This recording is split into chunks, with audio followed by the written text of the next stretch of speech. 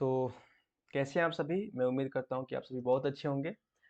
आपको अच्छे से मालूम है कि हम लोग बात कर रहे हैं प्रधान शिक्षक के। एक मिनट, हम लोग बात कर रहे हैं प्रधान शिक्षक की जो वैकेंसी आई हुई है 40,247, जिसका एग्जाम डेट अगला महीना 13 तारीख को है। उस पर हम बात कर रहे हैं। आपको पता है हम अभी तक यूनिट 1 जो है वो कंप्लीट कर चुके हैं, जो प्लेलिस्ट में आपको वीडियो मिल जाएगा तमाम चीज़ों का।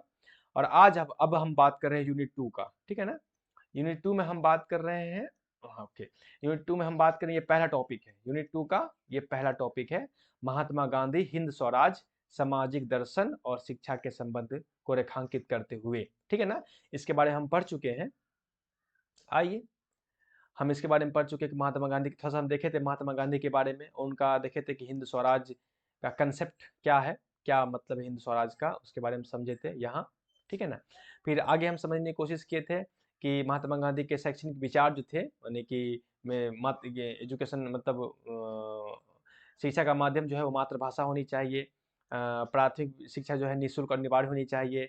हमको हॉलिस्टिक डेवलपमेंट पे फोकस करना चाहिए। हमको कैरेक्टर बिल्डिंग पे फोकस करना चाहिए। सोशल रिस्पॉन्सिबिलिटी पे फोकस करना चाहिए। इस पर हम बात किए थे सोशल रिफॉर्म। शिक्षा ऐसी हो ताकि सोशल रिफॉर्म आ सके। फिर उन्होंने वेस्टर्न एजुकेशन को काफ़ी क्रिटिसाइज किया था। उस पर हमने देखा था। फिर हमने बात किया था कि जो हिंद स्वराज है उसका जो आधार शिला होना चाहिए वो स्पिरिचुअल एंड मोरल फाउंडेशन पर होना चाहिए। फिर हमने बात किया आत्मनिर्भर और स्वदेशी कंसेप्ट पे बात किया था। तो इस तरह से हमने बात किया कि महात्मा जी के शैक्षणिक विचार क्या थे। फिर हम आगे बात किए, इस टॉपिक में बात किए थे कि शिक्षा में उसका योगदान क्या था। तो हमने बात किया था कि 1911 में जो टॉलस्टॉय आश्रम उन्होंने एस्टेब्लिश किया था साउथ अफ्रीका में, उसके बारे में। फिर 1937 में जो उन्होंने बेसिक एजुकेशन पॉलिसी दिया था, नई तालीम से के नाम से जाना था, उसके बारे में बात किया था। और उनके कुछ कैरेक्टरिस्टिक के बारे में हमने बात किया था कि वही निःशुल्क शिक्षा, मातृभाषा पढ़ाने का जो मातृभाषा होना चाहिए, आत्मनिर्भर होना चाहिए और क्राफ्ट बेस्ड एजुकेशन होना चाहिए। इन तमाम चीज़ों पर हम बात कर चुके हैं। अब हम बात करेंगे इसी टॉपिक से रिलेटेड कुछ क्वेश्चंस पे, ताकि जो टॉपिक में जो कंफ्यूजन आपके अंदर रह गया है, ताकि जो बातों को आप नहीं समझ सके, जो चीज़ें आपके अंदर रह गई है छोटी सी, वो चीज़ें आपको यहाँ क्लियर हो जाए। हम क्वेश्चंस के माध्यम से चीज़ों को समझेंगे, ठीक है ना। तो आइए हम देख लेते हैं क्वेश्चन कुछ। चलिए, पहला क्वेश्चन है इसमें, फर्स्ट क्वेश्चन है। एक सेकेंड, थोड़ा सा एक सेकेंड वेट कीजिएगा। तो ओके, चलिए हम बात करते हैं फर्स्ट क्वेश्चन के बारे में। फर्स्ट क्वेश्चन थोड़ा सा,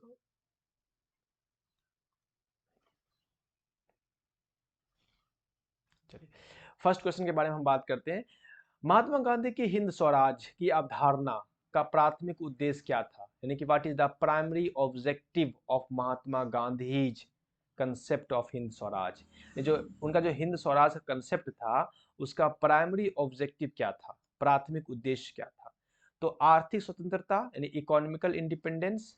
बिल्कुल, हमने पढ़ा था इकोनॉमिकल इंडिपेंडेंस, यानी कि हिंद स्वराज का मतलब है कि इंसान को आर्थिक स्वतंत्रता देना, इकोनॉमिकल इंडिपेंडेंस देना, ठीक है। राजनीतिक वर्चस्व यानी कि पॉलिटिकल डोमिनेशन, यानी कि इसका मतलब था कि इंसान पॉलिटिकल डोमिनेट हो, नहीं बिल्कुल नहीं। सामाजिक समानता, सोशल इक्वलिटी की बात बिल्कुल कही है उन्होंने, ऐसी बात नहीं कि नहीं की है, बिल्कुल कही है, ठीक है ना। तकनीकी उन्नति, टेक्नोलॉजिकल एडवांसमेंट की बात भी उन्होंने कही है, ऐसी बात नहीं नहीं कही है। लेकिन उन्होंने, उनका जो हिंद स्वराज का जो अवधारणा था, प्राथमिक उद्देश्य था, वो था आर्थिक स्वतंत्रता, इकोनॉमिकल इंडिपेंडेंस, है ना। हिंद स्वराज मतलब ही है इकोनॉमिकल इंडिपेंडेंस। इंसान को अगर इकोनॉमिकल इंडिपेंडेंस नहीं मिलेगा तो वो जो है फिर उस हिंद स्वराज की कल्पना करना बहुत मुश्किल है, ठीक है। नेक्स्ट क्वेश्चन है कि हिंद स्वराज में गांधी जी की शिक्षा का अवधारणा का उद्देश्य क्या था। वही थोड़ा सा क्वेश्चन चेंज किया है, लेकिन वही टॉपिक है कि हिंद स्वराज में गांधी जी की शिक्षा के अवधारणा का उद्देश्य क्या था। इसमें है शिक्षा के अवधारणा का उद्देश्य क्या था। इसमें सीधे कि हिंद स्वराज की प्राथमिक उद्देश्य क्या था, और इसमें है कि हिंद स्वराज में गांधी जी के शिक्षा के अवधारणा का, यानी हिंद स्वराज में एजुकेशन के कंसेप्ट का क्या उद्देश्य था।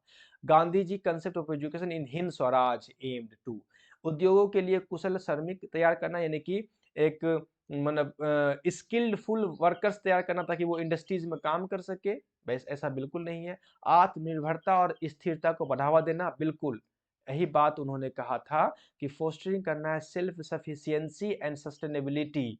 अभी हम बात किए इस पर पिछले टॉपिक में कि सेल्फ सफिशिएंसी एंड सस्टेनेबिलिटी यानी कि आत्मनिर्भरता और स्थिरता को बढ़ावा देना शिक्षा का ये उद्देश्य है। पश्चिमी शैक्षणिक मॉडल का अनुकरण बिल्कुल नहीं, इसको तो उन्होंने रिजेक्ट कर दिया, यानी कि एजुकेशनल जो वेस्टर्न एजुकेशनल मॉडल्स है उसको अनुकरण नहीं करना, इसको तो बिल्कुल रिजेक्ट कर दिया उन्होंने।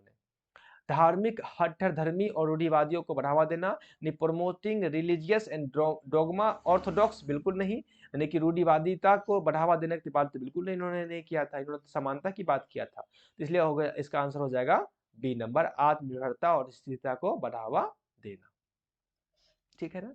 नेक्स्ट क्वेश्चन, नेक्स्ट क्वेश्चन है कि 3 नंबर क्वेश्चन है कि गांधी जी ने पश्चिमी शिक्षा को हिंद स्वराज के संदर्भ में किस प्रकार देखा, यानी कि how did Gandhi view western education in the context of Hind Swaraj, यानी हिंद स्वराज से कॉन्टेक्स्ट में गांधी जी ने वेस्टर्न एजुकेशन को किस तरह से देखा।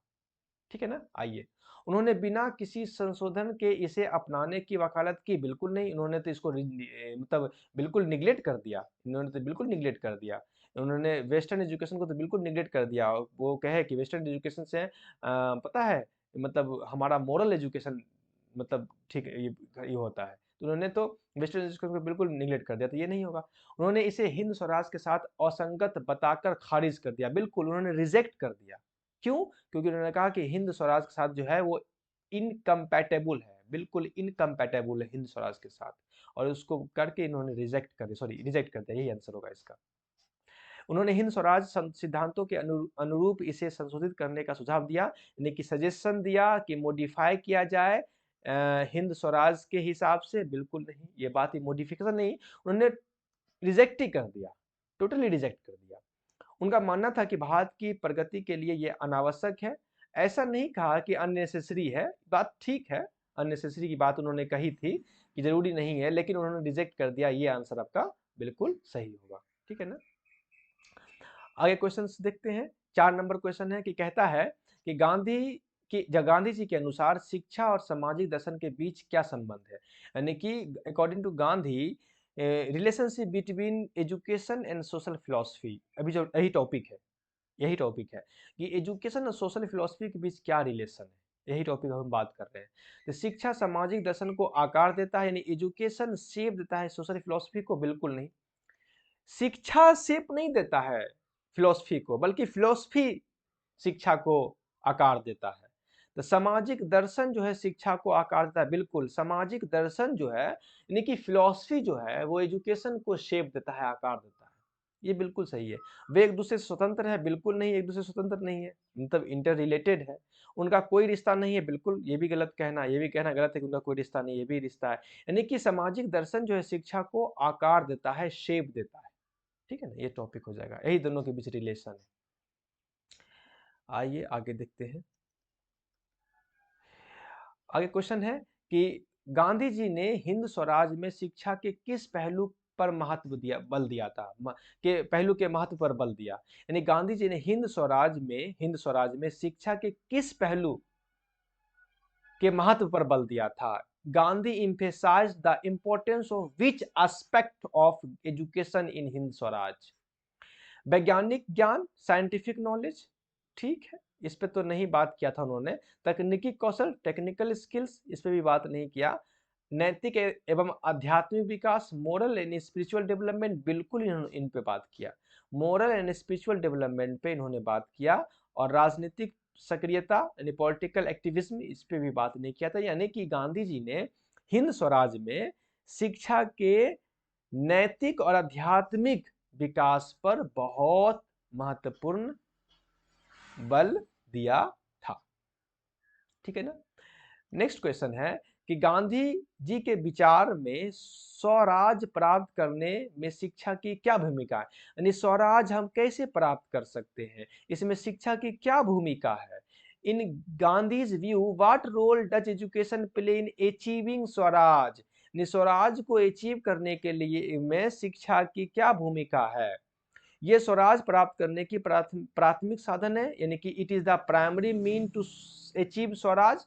ठीक है, ठीक है, यानी कि सिर्फ शिक्षा से ही मतलब प्राथमिक साधन है, यानी शिक्षा से ही स्वराज प्राप्त कर सकते हैं, ऐसा नहीं है कि सिर्फ शिक्षा से ही स्वराज प्राप्त कर सके, ऐसा ऐसा नहीं है, और भी बहुत सी वजह हैं जिससे हम स्वराज प्राप्त कर सकते हैं, तो ये पूरे तरीके से सही नहीं होगा। अच्छा, ये स्वराज की अवधारणा के लिए अप्रासंगिक है, यानी कि शिक्षा इरिलीवेंट है, ये बिल्कुल गलत हो जाएगा। ये स्वराज प्राप्ति में बाधक है, बिल्कुल गलत हो जाएगा। ये स्वराज प्राप्त करने के उपकरणों में से एक है, बिल्कुल। कई सारे टूल्स थे स्वराज प्राप्त करने के, कई सारे टूल्स थे स्वराज प्राप्त करने के, और शिक्षा भी उसमें से एक टूल है, एक उपकरण है। ये स्वराज प्राप्त करने के उपकरणों में से एक है, बिल्कुल आंसर यही होगा कि कई सारे उपकरण हैं स्वराज प्राप्त करने में, उसमें से एक टूल जो है वो क्या है, वो शिक्षा है। चलिए नेक्स्ट क्वेश्चन, 7 नंबर क्वेश्चन है कि गांधी जी के अनुसार शिक्षा का अंतिम लक्ष्य क्या होना चाहिए, यानी कि शिक्षा का अंतिम लक्ष्य, अंतिम उद्देश्य क्या होना चाहिए। According to Gandhi, what should be ultimate goal of education, education का अल्टीमेट गोल क्या हो। आर्थिक समृद्धि, इकोनॉमिकल प्रोस्पेरिटी, बिल्कुल ठीक है, ये आर्थिक समृद्धि होनी चाहिए, नहीं कि शिक्षा का मतलब, लेकिन अंतिम लक्ष्य नहीं है ये अंतिम लक्ष्य नहीं है, ये होना चाहिए लेकिन अंतिम लक्ष्य नहीं है। सामाजिक स्थिति, बिल्कुल सोशल स्टेटस है, लेकिन ये अंतिम लक्ष्य नहीं है। आत्मबोध और चरित्र निर्माण, ये बिल्कुल अंतिम लक्ष्य है। शिक्षा का अल्टीमेट गोल है social realisation and character building, ये है शिक्षा का अंतिम गोल। सियासी सत्ता, पॉलिटिकल पावर की बात तो इन्होंने ऐसा नहीं किया, ठीक है ना। गांधी 8 क्वेश्चन है कि गांधी जी ने भारत में शिक्षा सुधार का प्रस्ताव किस प्रकार दिया। गांधी जी ने भारत में शिक्षा सुधार का प्रस्ताव किस प्रकार दिया।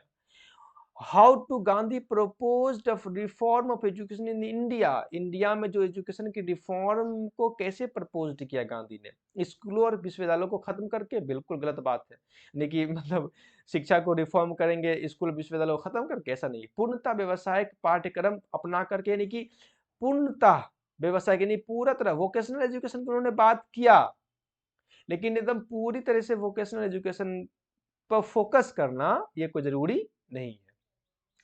पारंपरिक भारतीय मूल्यों और शिल्प पर जोर दिया, बिल्कुल उन्होंने कहा कि इम्फेसाइज दिया, जोर दिया ट्रेडिशनल इंडियन वैल्यू और क्राफ्ट पर, अभी हम बात किए पढ़े, ट्रेडिशनल इंडियन वैल्यू और क्राफ्ट पर उन्होंने बात किया, ठीक है ना। पश्चिमी शिक्षा प्रणाली प्रदान करके इसको तो बिल्कुल उन्होंने निगलेक्ट किया, कि वेस्टर्न एजुकेशन को तो बिल्कुल उन्होंने निगलेक्ट किया, तो आंसर हो जाएगा आपका सी नंबर, ठीक है। आइए 2 क्वेश्चन और देख लेते हैं, उसके बाद ये टॉपिक खत्म हो जाएगा। 9 नंबर, गांधी जी समाज में शिक्षकों की भूमिका को किस प्रकार देखते हैं। How did Gandhi view the role of teacher in society, समाज में शिक्षक की क्या भूमिका है। क्या केवल ज्ञान के संभाग के रूप में, यानी कि शिक्षक के पास नॉलेज है, सिर्फ नॉलेज है और वो नॉलेज को कन्वे करे, बिल्कुल नहीं। नैतिक और आध्यात्मिक मार्गदर्शन के रूप में, बिल्कुल शिक्षक जो है एक मोरल और स्पिरिचुअल गाइड के तौर पे होना चाहिए, ये बात करते हैं गांधी जी। राजनीतिक परिवर्तन के एजेंट के रूप में नहीं, कि बिल्कुल नहीं। शिक्षण संस्थानों के प्रशासन के रूप में, बिल्कुल नहीं। यानी कि ये बात करते हैं कि नैतिक और आध्यात्मिक मार्गदर्शक, शिक्षक एक मोरल स्पिरिचुअल गाइड होना चाहिए। लास्ट क्वेश्चन है 10 नंबर की, गांधी जी के अनुसार शिक्षा और राष्ट्रीय पहचान के बीच क्या संबंध है। According to the Gandhi, what is the relationship between education and national identity, शिक्षा और राष्ट्रीय पहचान के बीच क्या संबंध है। शिक्षा को व्यक्तिगत विकास पर राष्ट्रीय पहचान को प्राथमिकता देनी चाहिए, यानी कि शिक्षा को व्यक्तिगत विकास पर राष्ट्रीय पहचान की प्राथमिकता देनी चाहिए, ठीक है। आगे देख लेते हैं, शिक्षा को राष्ट्रवादी आदर्शों के ऊपर व्यक्तिगत पहचान को बढ़ावा देनी चाहिए, ठीक है। आगे बढ़ते हैं, शिक्षा को राष्ट्रीय पहचान के वैश्विक नागरिकता के लिए के साथ संतुलित करना चाहिए, बिल्कुल बिल्कुल बिल्कुल, ऑप्शन नंबर सी है कि education should be balance national identity with global citizenship, बिल्कुल education should be balance national identity with global, शिक्षा को राष्ट्रीय पहचान को वैश्विक नागरिकता के साथ संतुलित करना चाहिए, ये है एजुकेशन और नेशनल आइडेंटिटी के बीच रिलेशन, कि शिक्षा को राष्ट्रीय पहचान को वैश्विक नागरिकता के साथ संतुलित करना चाहिए। शिक्षा को क्या करना चाहिए? राष्ट्रीय पहचान को वैश्विक नागरिकता के साथ बैलेंस करना चाहिए। एजुकेशन को बैलेंस करना चाहिए नेशनल आइडेंटिटी को ग्लोबल सिटीजनशिप के साथ। ये है उनकी एजुकेशन और नेशनल आइडेंटिटी के बीच रिलेशन। तो इस तरह से ये क्वेश्चन यहाँ खत्म होता है। नेक्स्ट वीडियो में हम नेक्स्ट टॉपिक पर बात करेंगे। तब तक के लिए अपना ख्याल रखें, पढ़ते रहें, तैयारी करते रहें। मैं कोशिश करूंगा कि एग्जाम से पहले हम तमाम सिलेबस को पार्ट 2 की मैं बात कर रहा हूँ, सेक्शन 2 की मैं बात कर रहा हूँ। सेक्शन 2 के यानी जो 75 मार्क्स के हैं, जो मतलब जो डी-रेड के बेस पे क्वेश्चन पूछे गए हैं, उन 75 मार्क्स के उन पे हम कोशिश करेंगे कि सेक्शन 2 को एग्जाम से पहले जहाँ तक हो सके वहाँ तक कर लें। पढ़ते रहिए, कुछ न कुछ पढ़ते रहें, मेरा वीडियो देखते रहें प्लेलिस्ट में, कुछ न कुछ सीखने को मिलेगा आपको। अपना ख्याल रखें, फिर मिलते हैं नेक्स्ट वीडियो में, तब तक के लिए ओके बाय।